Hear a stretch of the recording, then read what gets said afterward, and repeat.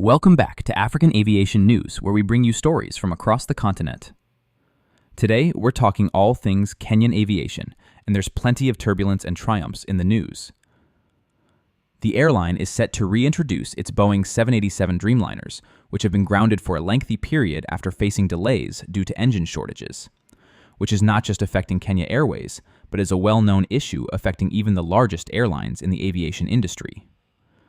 The aircraft, which had been undergoing checks for its Rolls-Royce Trent engines and avionics systems, is now slated to return to service later this year, adding crucial long-range capacity to Air Kenya's growing ambitions. And there's more.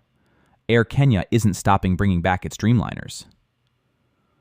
The airline has outlined plans to expand its fleet by adding more Boeing 737 aircraft. Focusing on expansion, Kenya Airways recently signed a major interline agreement with Canada's Westjet, giving passengers access to 69 Canadian and U.S. destinations, all via seamless single-ticket booking. From Nairobi to Toronto, Halifax, Calgary, and beyond, this deal connects East Africa to North America like never before. Baggage check-through, one booking, and timed transfers, all included.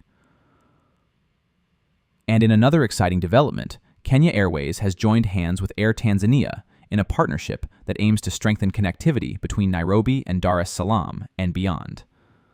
While both airlines have traditionally competed on East African routes, this collaboration is expected to boost codeshares, align schedules, and create smoother connections for regional travelers.